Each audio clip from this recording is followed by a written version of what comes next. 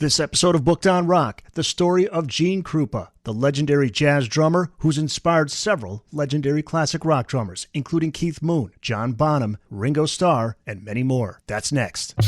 We're totally booked. Rock and roll! Well, I think I'll leave you to your reading. Little Hand says it's time to rock and roll. Rock and roller! We are totally booked.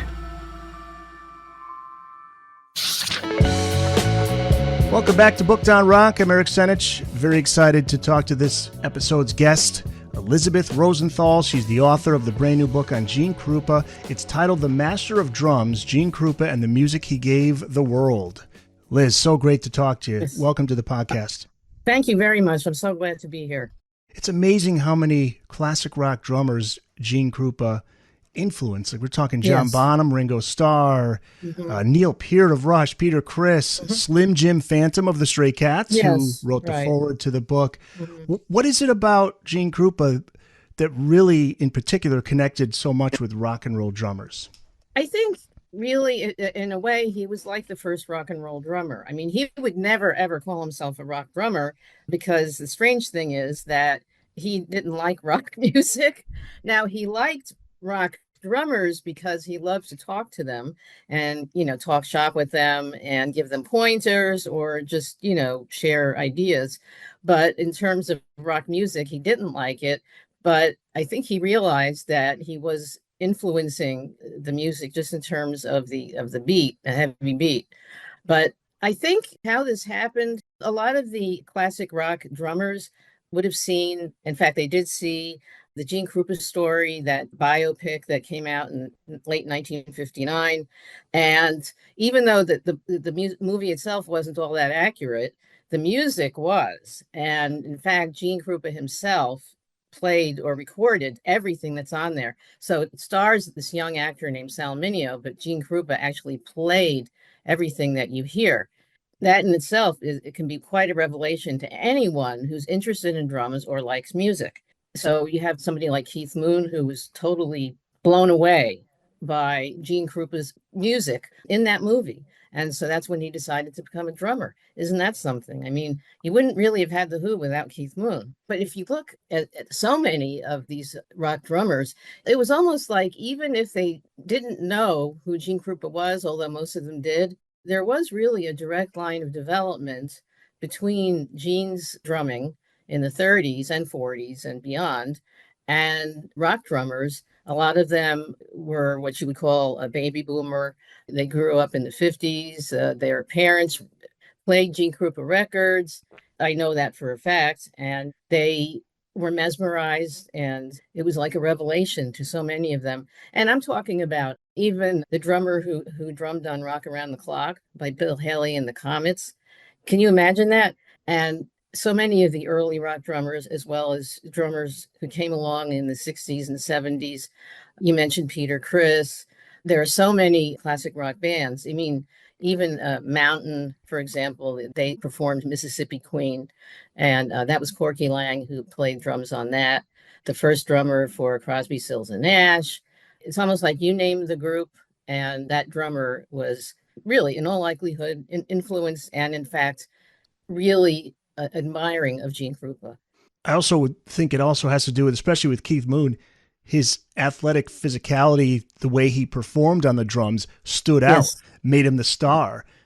Right. So that I can see also, if that's what rock and roll is. It's loud, it's boisterous, it's creating a lot of energy. It's not just sitting behind the kit and keeping a beat. And he's a good looking guy. That's the other thing, right? Oh, yeah. Right. And, he was under a lot of criticism back when he was a young guy for doing just what you're talking about, but it came natural to him. He wasn't actually emulating anybody in particular when he did it. Whether you're just talking about his athletic moves or the expressions on his face or how he even moved his head, it all came to him naturally because he was actually living every beat as he played it.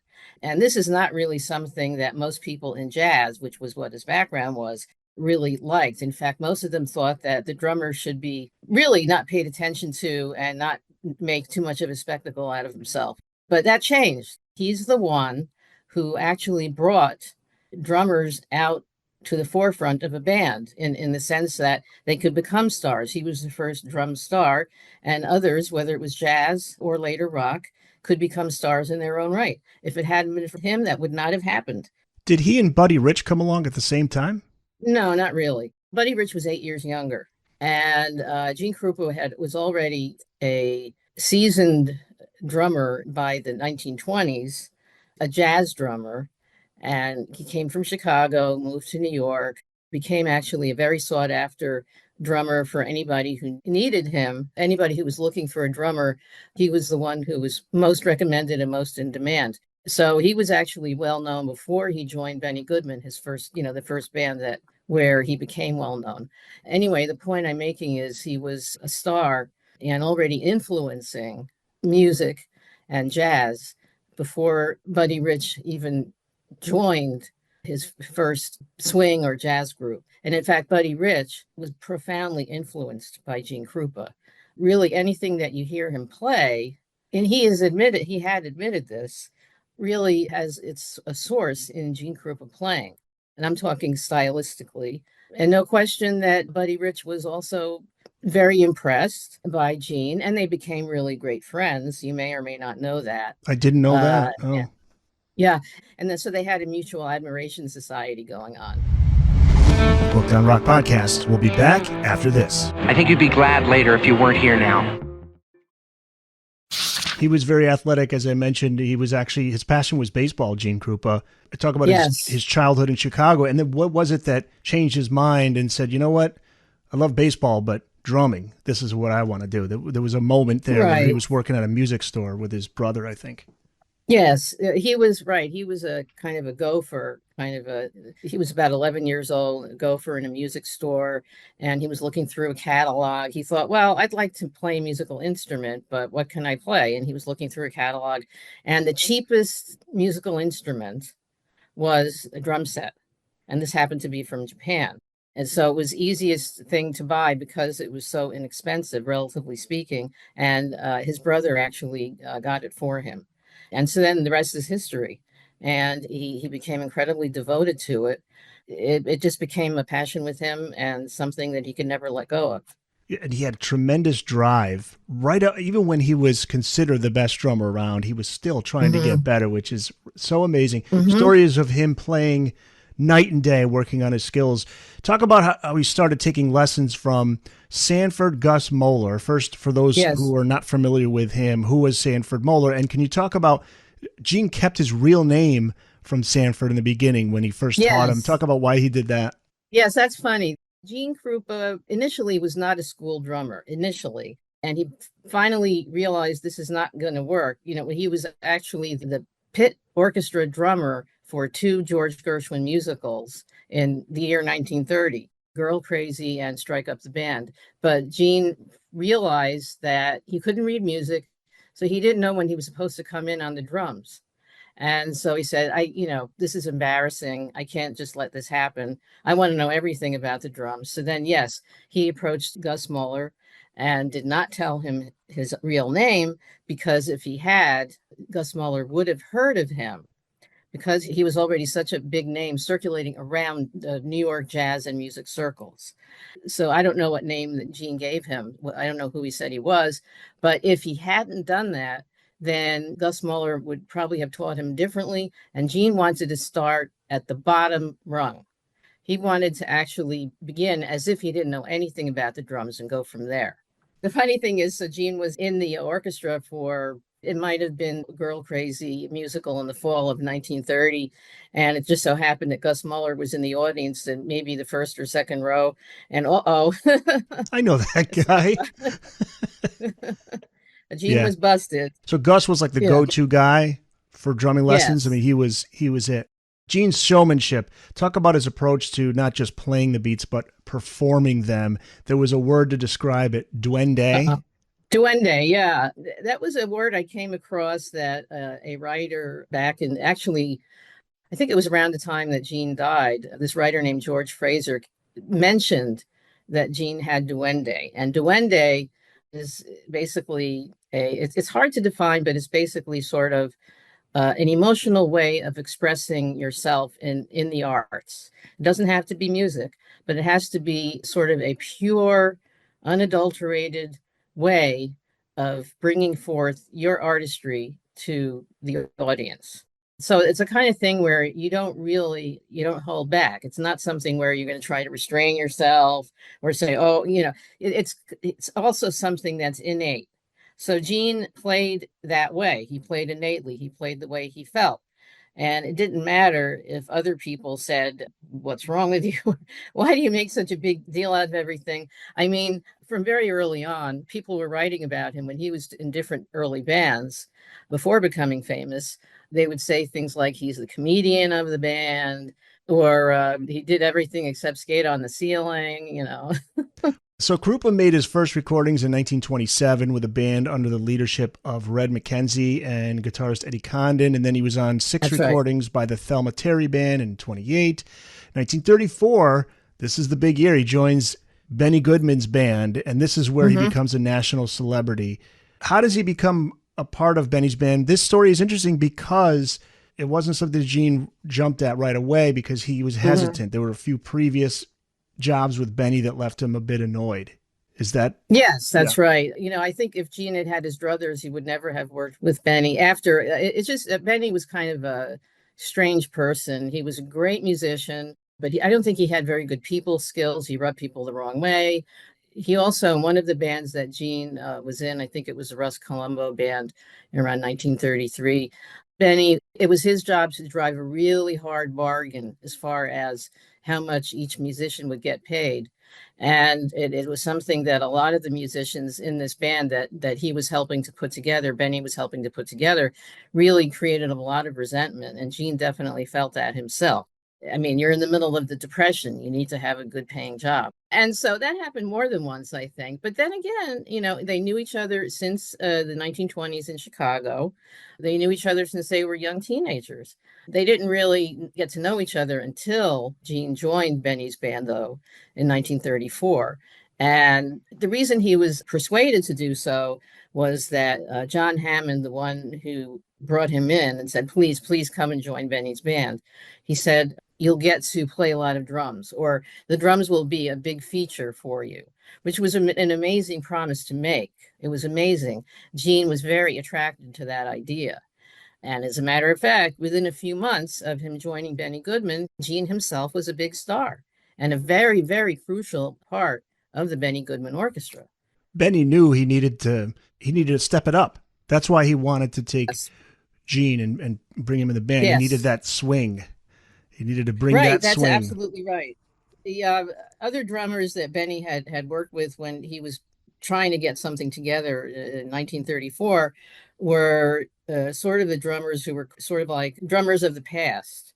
And Gene had actually, in particular, this one guy, Stan King, Gene had already sort of leapfrogged over him and working with this band leader named Red Nichols. So in other words, Gene tended to supplant other drummers who just weren't forward thinking or as exciting or as good. And so it happened again. Stan King was the drummer for Benny Goodman, and Benny was underwhelmed. And I guess everybody was really underwhelmed. And Gene came in and really made the band explode. I guess there was really no way. It was something that they knew immediately once he joined, that this was going to be a big deal. The band was sensational, but Gene and Benny weren't getting along. And from reading the book, it seems to me as if Benny was in a position where he knew he needed Gene, but he was envious of the attention that Gene was starting to get. Yeah. And he was never going to treat Gene differently. He was always going to be the number two guy in the group. Was that the gist of it? Yeah, but the number two guy is great. And kind of amazing. You wouldn't normally expect the drummer to be the guy. If Benny needed help, advice, if Benny had to go away somewhere and needed someone to rehearse the band, that was Gene. That was his job. I think he called himself the concert master. But yes, he was the highest paid sideman in the band. And in fact, in the swing or jazz world, the jazz at the time was called swing. So that's why I'm referring to that in case some people don't know. But he was the highest paid sideman in swing. during that time that he was with Benny Goodman. And that showed the value that he had and how much he was valued by his colleagues, as well as all the dancers and people who loved the band, who came to dance and came to watch. The song Sing, Sing, Sing. People may not recognize the song title, but as soon as you hear the start of it, you recognize it because it's been in movies, it's been in television, it's been everywhere. Yes. And that was recorded by Benny Goodman in 1937, but it was first recorded by Louis Prima in 1936 and made famous by Goodman and especially Gene Krupa. His tom-tom interludes on the song were the first extended drum solos to be recorded commercially. We have to go back to when Gene has fully tunable toms, which are developed by the company Singerland. Can you give us the backstory? Except that it was Gene's idea for Slingerland to create fully tunable tom-toms. Oh, I got you. So that was his idea. Yeah. Give us the backstory regarding that and also the cultural impact of that song. As far as the fully tunable tom-toms, he was the celebrity endorser, essentially, of Slingerland drums. And Gene was always looking for ways to sound and play better on the drums. And he was always trying to get away from the corny aspect that drums were known for back when he was growing up. You know, they played there were all sorts of gadgets that played corny sounds and funny, silly sounds. And Gene wanted to strip down the drum set to just a very few essential components. Then he realized, he loved making different sounds, but he wanted to do it himself, not with silly gadgets. And one way to make better sounds and have a greater impact was to have tom-toms that he could really work with and not just have one sound come out of them, but a whole variety. And so really his idea for doing that, and he had other ideas for Slingerland drums too, as well as Zildjian cymbals, but that idea of the fully tunable toms is really what made Sing, Sing, Sing possible, or made his drumming on Sing, Sing, Sing as excellent and as exciting as it was.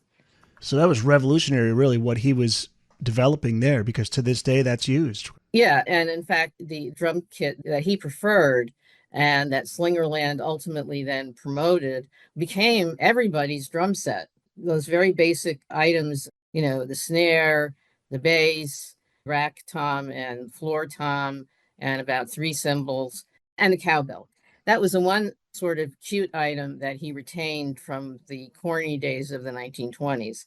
And of course, that featured prominently in the song Sing, Sing, Sing at the end when he really let loose. To me, just the most hair-raising kind of conclusion to any song that I've ever heard.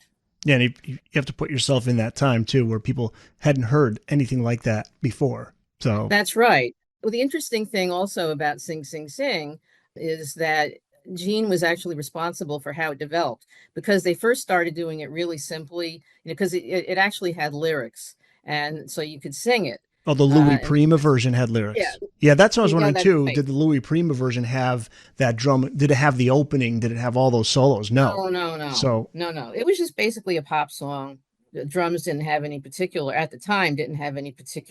important role to play. I think later on, after Gene had done what he did, then Louis Prima, I think, brought drums out because everybody was doing that.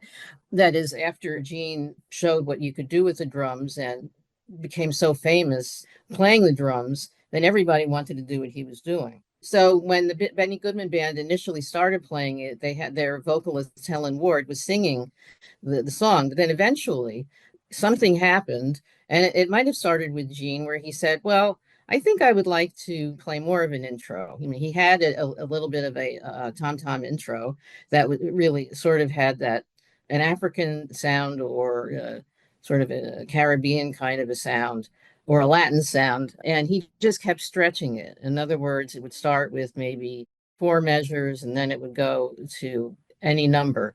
And then once he started stretching out his part, then the rest of the band started stretching out their parts or added things. They just added they threw the whole kitchen sink in that song, and it became so different from what it originally had sounded like. But of course, during that time, they realized they didn't need Helen Ward to sing the song. It was much better just as a very exciting instrumental. Booked on Rock Podcast. We'll be back after this. Now might be a dandy time for that recess. Elizabeth Rosenthal, the author of the brand new book on Gene Krupa titled The Master of Drums, Gene Krupa and the Music He Gave the World. Let's talk about Gene Krupa, the person. Bassist Milt Hamilton called Gene a beautiful man, and many others had similar comments. Talk about Gene Krupa, the person. That's the amazing thing is, I mean, as talented as he was and as exciting as he was as a musician, he was also just as wonderful a guy. Now, he was a mentor to loads of young musicians. There were loads of acts of kindness. He did things people didn't ask for. He sort of led them and showed them what they could do and how they could be. The later drummer, Mel Lewis, was just a kid at the time when Gene had his band in the 1940s. And, he was just a kid, but he actually traveled with the band. And so he was considered Gene's little pal. And Mel Lewis, as I said, was a drummer and was profoundly influenced by Gene. And at the same time was treated like a son. And this happened with a lot of young kids. And in fact, it was like the thing for young boys to want to be just like Gene Krupa. Yeah, he had neighbors who he embraced, regardless of the fact that he was a huge star and they were not in show business. So he had a lot of friends in and out of music and treated everybody the same. There's also one instance, which is a really good, or a couple of good examples of how Gene Krupa was as a person. He started playing in the 1950s with a group, well, it was sort of an aggregation called Jazz at the Philharmonic. And despite the name, they didn't stay at the Philharmonic in Los Angeles. They traveled all over the world. But be that as it may, when he first joined, the person who sort of organized it and made it a going concert, Norman Granz, said to Gene, because Gene was such a big star, he said, "Gene, do you want to fly in your own private plane when we go to the different gigs?" And Gene said, "What? Why would I want that? I'm no better than anybody else." Wow. And Norman Granz was surprised because, Gene was a huge star. Why wouldn't he want to be treated like a huge star? Gene didn't feel like that. I mean, he knew what he was as a star, but he also knew as a person, he loved to be around other people. And he loved to just enjoy the simple things with other people. Another interesting instance of him showing his humility was actually in the early 60s when this vibraphonist named Terry Gibbs had a band, and Gene's own quartet was playing in this place called the Metropole Cafe in Times Square, Manhattan. But then different bands played at different times at the Metropole Cafe. So after Gene played, he had all the equipment was still on the stage, and it was a very small stage. And so Terry Gibbs and his people needed room, and so they started moving Gene's drum kit aside so they could have some room. And so the manager came along and said, "You can't do that. That's Gene Krupa's drum set. You can't touch it." And the manager also said, "Gene is the star. He's a big star. You can't do that." Then Gene, who was nearby, he heard what was going on. He came over and said, "Excuse me, when I'm playing, I'm the star. When Terry Gibbs is playing, he's the star. So go ahead, please move my drums." That's awesome. Yeah. That is cool. And you could see Benny Goodman, like you said, Benny Goodman was the opposite, I guess, polar opposite. Not that the different personalities, kind of oil and water. Yeah. And about after 3-4 years, he split with the band and he went out on his own in March of 1938. But the last few weeks with Benny Goodman were not fun, you say in the book. In fact, things got heated on stage, and Gene, who rarely lost his temper, and he rarely swore, but there was one particular night he couldn't hold back. Well, after the Carnegie Hall concert that they played in January of 1938, there's such a big to-do about it, but Gene especially let loose during that concert. And I recommend, by the way, anybody, even if you're a rock fan and you're not familiar with jazz, get that album. I just want to mention that because it is like, to me, it's like the first rock concert. It's that exciting. And, really? And not just because of Gene, although he was a big factor in that, but the music was just, it was really, it went for the jugular. It was that sort of music. It was that exciting. Anyway, so I had mentioned earlier that John Hammond had persuaded, he was somebody who was always trying to create musical situations and discovered Count Basie Band. So Hammond was always hanging around and he was whispering in Benny Goodman's ear, Gene is getting an awful lot of attention, and you're not getting as much attention as he is. And doesn't that bother you? I mean, maybe he's really overdoing it. And Benny was rather susceptible to that idea because he was kind of feeling like that. And so Benny started trying to tamp down Gene's duende, essentially. And Gene was, frustrated and, not happy with that. And in fact, the audiences were not happy with that. They would say, "Hey, Gene, play, come on, let's see what you do." So we And paid for the then ticket, man. We want to see him do his thing. yeah, and Gene basically pointed at Benny and said, "Hey, I can't." It got kind of worse and worse. And then finally, Gene, toward the end of that time, I don't even know if he gave 2 weeks notice, but in any case, there was one night where he said, "Eat some shit, Pops." And that was, he said that to Benny Goodman. Yeah. And not his usual way of talking, but he was really pissed off. And yes, he was a very even-tempered guy. He's not the kind of guy who just got angry, or he was not an explosive. He was a very calm, even-tempered guy. So yeah, he did that. But the thing is, he was already searching for members of the band that he wanted to put together. So he was really going to leave anyway. It's just that he left in a kind of acrimonious way. Booked on Rock Podcast. We'll be back after this. See you in the future. It appears as if he got hotter after he left Benny's band. I mean, what happened in the years that followed? He had film work, fan clubs started popping up. Yes, that's right. He started making movies in 1939. Now, it was really just him and his band playing at different points in the movies that he was in. He was not, some people said, he was a matinee idol. Well, that's not really true. Even though there was one point where he had the opportunity to become a matinee idol, and he turned it down and said, "That's not what I want to do, and it's not what my fans would want me to do." But he was in a number of movies, including with Bob Hope and Gary Cooper and other big stars at the time. The thing that was great was that when Gene had his own band, he could do what he wanted. He didn't have to worry about anybody breathing down his neck. Benny wasn't going to be staring at him. That was one of the things that Benny Goodman used to do. He used to essentially intimidate members of his band by giving them what was called the ray. And that just meant a very intense stare at them, which seemed to mean that he disapproved of what they were playing. Oh, man. But anyway, so Benny may not have realized he was doing that, but he did it. So Gene didn't have to worry about that anymore.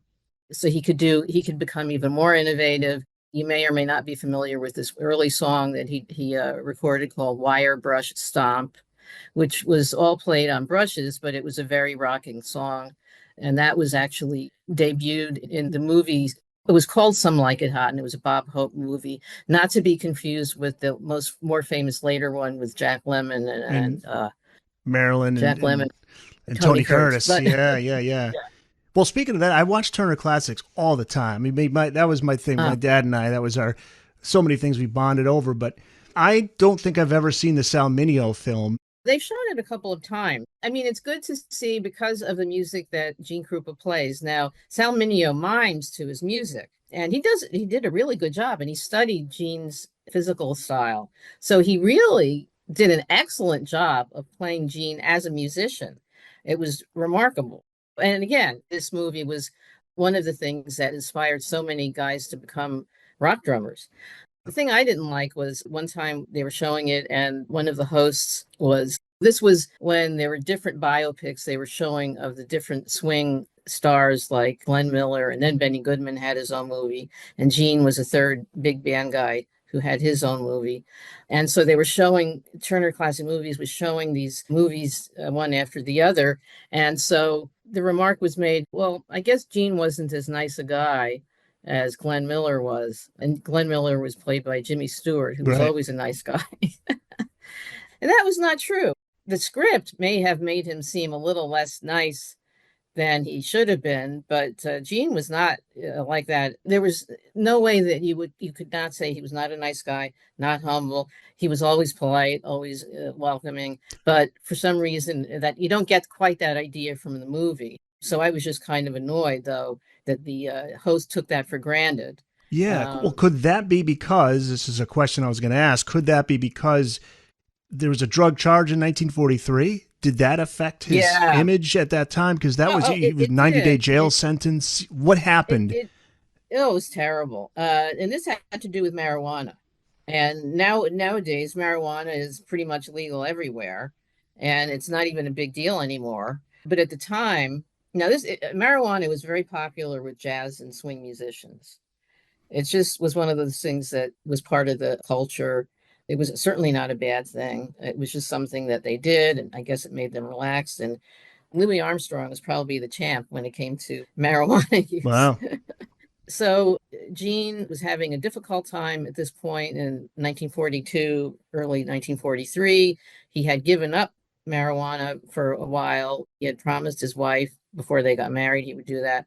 He started smoking it again. Not a lot, but at the time, the federal government was making a big deal out of the dangers of marijuana and making it into a drug that was they were making it sound like it was so dangerous it could change your personality, make you a totally different, horrible person, kill people, etc. Really? And wow. And they were just so essentially demonizing anybody who used it. And some of this had to do, or maybe a lot of it had to do with racial views concerning Mexican immigrants or Mexicans who lived here. I'm not really sure of the exact connection, except that marijuana is a Spanish word. So there was bigotry involved, but jazz and swing guys were still by, the mainstream people, by parents, older people. It was not something that was acceptable, if that can be believed. Just like rock became something that was shocking and the older generation didn't like it. It was the same with swing music and the big bands. Oh, yeah. My dad said that too. He goes, those guys were like rock stars, Glenn Miller and those guys. Yeah. Yeah. And, there'd be complaints by people not familiar with it. Boy, that was too loud, Right. I came out of there with my head pounding and all this sort of thing. But people like Gene, the feds were interested in going after people and making examples of them. And they did that with Gene. Basically, they didn't find very much. They did arrest him in San Francisco, and this was in January of 1943. He was fingerprinted, those sorts of embarrassing things, and the headlines were pretty bad. Yeah, the media was cruel to him. Very cruel. Some of the columnists were saying that, his career is over, or the church is going to get him now, or things like that. He actually was able, before the trial, he was actually able to continue to play until the trial was scheduled. So during that time, his fans still loved him as much as ever and came to see him in droves. So the fans did not care. But it's just that other, the powers that be and other people who were just worried about image, those people cared. So, Gene, he pled guilty to a misdemeanor having to do with his band boy carrying or having marijuana on his person. And then there was also a felony charge, which of course is a lot bigger and would involve prison time. So Gene pled guilty at the recommendation of his lawyer to the misdemeanor, pled not guilty to the felony. And so the misdemeanor, it turned out the judge wanted him to spend 90 days in jail. And this was actually a shock because his lawyer, Jake Ehrlich, who was a very experienced guy who represented people in a lot of notorious criminal cases in San Francisco, he thought that Gene was only going to have to pay $500 fine and that would be the end of it. No, he had to spend 90 days in jail. And during the jail time, that's when he was put on trial for the felony. And it was a disaster. It was a legal disaster. It was really, they railroaded him and he was convicted. Fortunately, his attorney appealed, and then a year later, the appeals court in California struck down the conviction on the felony, and it was just because of double jeopardy. So they weren't even saying that he didn't do it. They just said he already pled guilty to the misdemeanor, which was essentially just basically the same circumstances as the felony. So once you did that, you really can't then prosecute him on the felony. So that's double jeopardy. That really hit him hard, though, mentally and emotionally. It took him a while. He slowly but surely came back from that, but he took it hard. He was petrified. Right. He was of course demoralized. Nobody wants to spend time in jail, 90 days. Right. As far as I know, he was not treated badly or anything, but still, it was jail. Sure. And he was actually ended up staying for a little longer than the 90 days because the prosecutor wasn't in any hurry. The administrators of the jail were not in any hurry to let him go because, he was convicted of the felony, which was on appeal. So his attorney had to get him out of jail again, where Gene had to pay another bail. There were, I think, 3 instances of him having to post bail. So that's how he got into jail. And yeah, demoralized, thinking his career was over, embarrassed. What was great was that other band leaders loved him as a person, even Benny Goodman. That's Benny what I was Goodman going to say. being, Yeah. he was Benny Goodman, Tommy Dorsey, right? Those are the two big ones that yes, gave him some gigs, got him back on his feet. Right. Benny Goodman was the first, and then Tommy Dorsey several months after that. And Gene was petrified, even just starting out again as a sideman. It was, basically he was demoted from being a band leader to a sideman. He was worried how he would be perceived. First he would be playing to guys in the military during the war, of course, at military bases. And then he thought, well, maybe they appreciated me, but, they're soldiers. And then there was the idea of going and playing in ballrooms. Then he thought, well, he was very well received there too. Everybody loved him there too.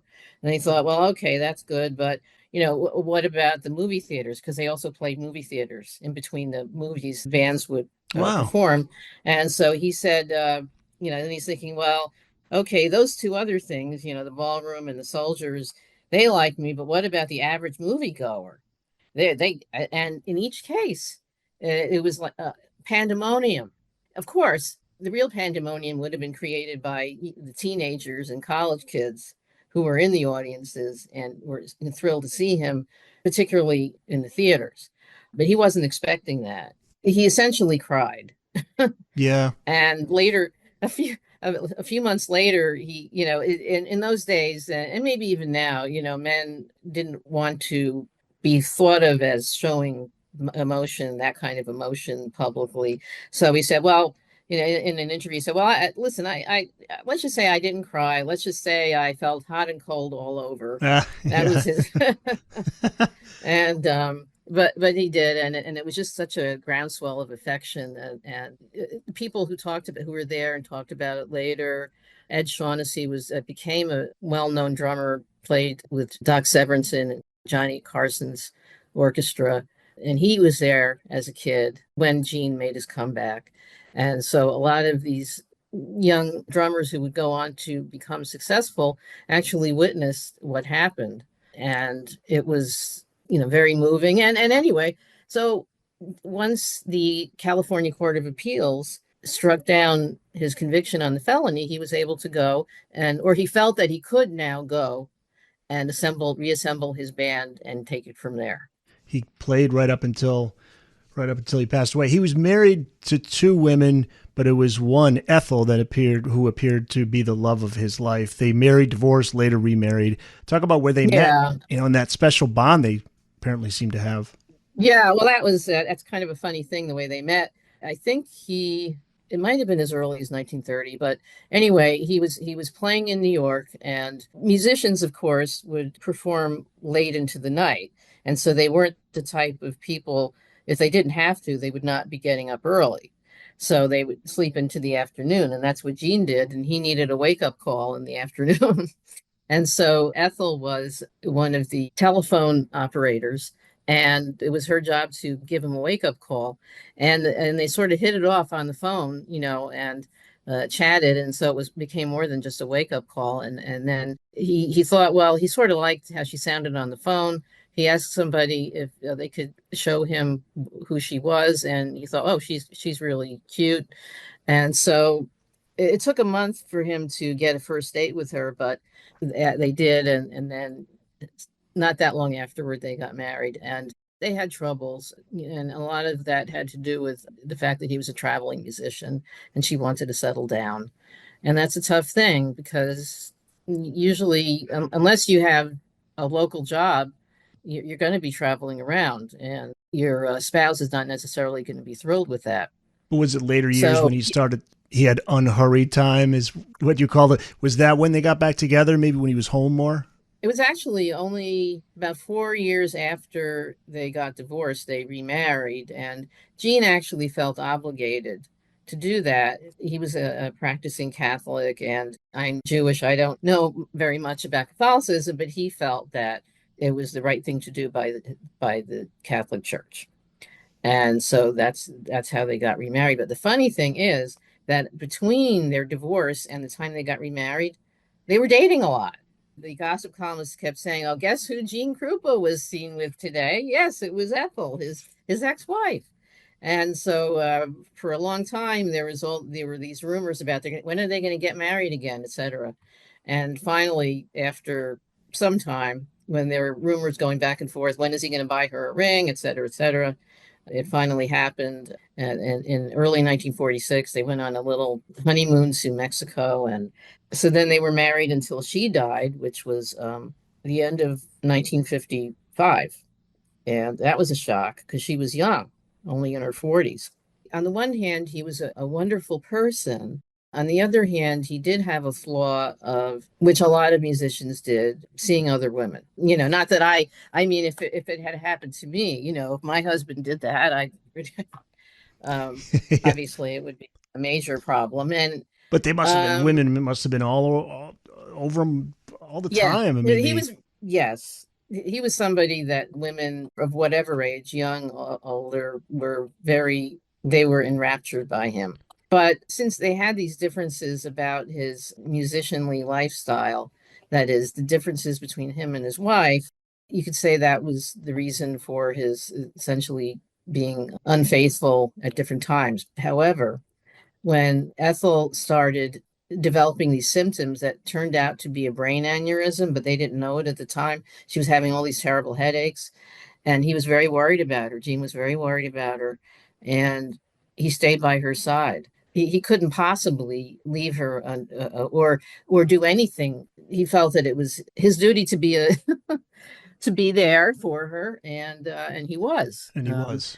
He had what you called unhurried time in the late 60s and early 70s. He was enjoying his life. He certainly earned it by that point. But then his health started to fail around 73. Well, that's really why he retired. On the one hand, yeah, he retired in 1967. On the one hand, yes, it was unhurried time during the years until he died in 1973. He got to enjoy his house. He had built this really big, beautiful house in the early 40s in Yonkers, but he was never home to enjoy it, or hardly at home, let's just say. But unfortunately, I mean, if it were up to him, he'd still be playing. He still would have been performing, but things kept going wrong. In 1960, he had a heart attack, but he went back on the road anyway after a while because he got kind of bored. Yeah. And in 1967, he was diagnosed with emphysema. Now, he was a very, very, very heavy smoker. Okay. That's what I was wondering. So it's not, not a surprise that he would have had a heart attack and then developed emphysema. And the emphysema really brought him down for a while, I guess, until maybe he had to take medications. But there was a period where he did not have the energy to do much of anything except hang around the house.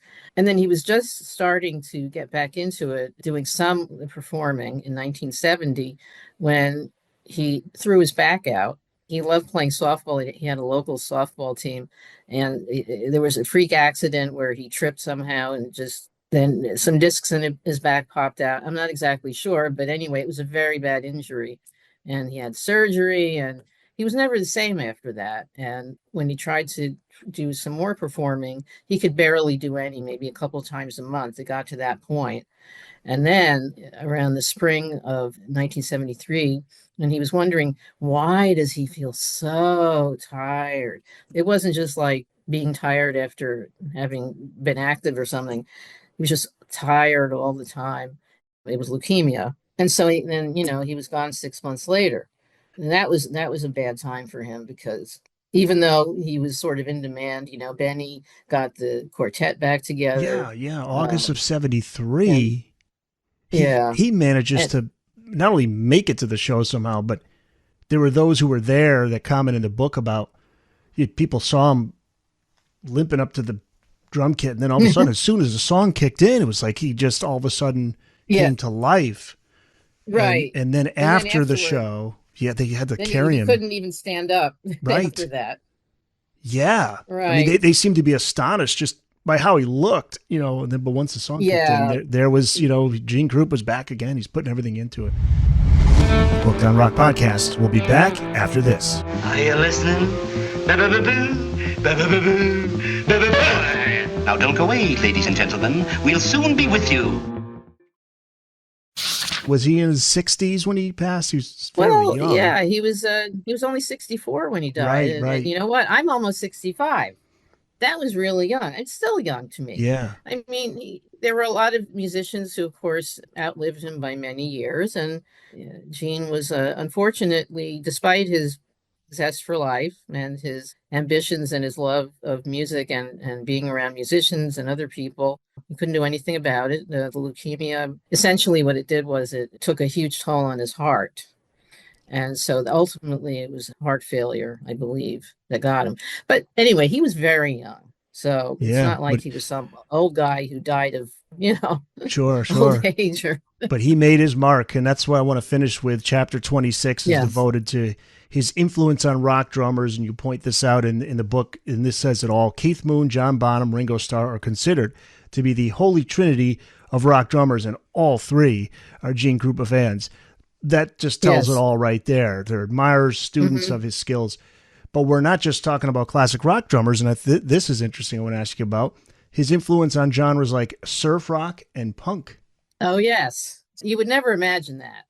But there was this musician named Dick Dale, who many consider to be the founder of surf rock. And it was, of course, it was a certain kind of guitar sound with a reverberation and kind of on the aggressive side. And Dick Dale was a huge Gene Krupa fan, and he decided that he was going to try to play his guitar like Gene Krupa played the drums, which was an interesting way of looking at his musicianship. But so he did that. And of course, Dick Dale influenced many other groups that became known for surf rock, whether it was the Surfaris or the Ventures and other groups of that sort, even the Beach Boys. The Beach Boys, they were sort of an offshoot in the sense that they were very influenced by the Ventures, who had been very influenced by Gene. So you can almost say that the Beach Boys might not have been what they were except for Gene Krupa. And as far as punk, who would have thought that punk rock drummers would look to him? But you had someone like Jerry Nolan, who was a punk drummer for a couple of different bands, including the New York Dolls. But when Jerry Nolan was a kid in the 1960s, and he did what a lot of other people did, Gene Krupa was playing with his quartet at the Metropole Cafe in New York. And if you were underage, you couldn't go in, unescorted, that is. You could only stand outside and see what was going on, and they would have the door open so you could hear what was going on. Jerry Nolan was one of those people. Actually, he was with his mother at the time outside and looking in, and then finally got to meet him inside. His mother got him inside, and Jerry Nolan was so blown away. In fact, was very influenced by Gene's style and also the way he expressed himself while playing the drums. And so Jerry Nolan found him to be a wonderful person, a wonderful kind of a mentor, as well as someone to emulate on the drums. And apparently Jerry Nolan has been considered the most influential of the punk rock drummers. So there you have it, Gene Krupa, all the way to from the big bands to punk rock. There's a great story Peter Criss has told, and it's in his book. And the specifics I may be getting a little off, but Peter Criss was a teenager, and he got a chance to see Gene play in a club in New York. And Peter Criss was just an unknown, and he went up to Gene after the show, and I think he said like Gene had the towel around his neck, just sweating after another great performance. But and he said, I'm a huge fan, and I want to be a drummer. You got any tips for me or whatever? And he said he was just so gracious and so kind to this kid who he never met before. And Peter Criss has told that story many times. I mean, that's the one classic rock drummer that I could just so many times he's mentioned Gene Krupa, and you can hear it in the early Kiss records. It's got that swing to it. It's got that jazz swing to to that early Kiss sound. Right. There was certainly a stylistic influence, no question about that. I just wanted to mention Ringo Starr for a minute because the funny thing is that there seems to be a direct line from some of Gene Krupa's recordings with his orchestra in the 40s and what Ringo Starr played with the Beatles. And there's one particular song called The End, I believe it's The End, where it starts off with this amazing riff by Ringo on the drums. And although it wasn't a particularly complicated drum passage, nevertheless, it was pretty similar to what Gene was doing in the early 40s with his band in some cases. You'd hear the end and think, gee, that sounds like Gene Krupa. And then if you go back in the early 40s and hear something like, there was a song called Stop the Red Lights On, and there was a part where Gene sort of took out the song or brought the song along toward the end, and the sound, you think, oh my gosh, that sounds like classic rock, what he's doing there. Absolutely. Drums. Absolutely. Yeah. Yeah, you can hear it. There's like you could draw a straight line right from Gene right through to that classic rock era. And I would say a lot of the drummers even today, I'm sure, are inspired by Gene Krupa, either consciously or subconsciously. They don't even realize it. You know? Yeah. The Master of Drums, Gene Krupa, and the music he gave the world. It is out now. You can find it wherever books are sold, and you can look for it at your nearest bookstore, bookedonrock.com. You can search for your nearest independent bookstore. So if you have one nearby, make sure you pick up a copy there. And can people reach out to you online, Liz, anywhere? Yeah, well, they can go to my website, which is elizabethjrosenthal.com, and they can contact me through there if they want to, and certainly I'll be very happy to hear from them. I'll put a link up in the show notes so people can go there.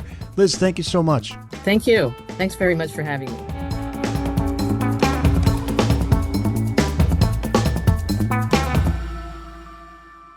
That's it.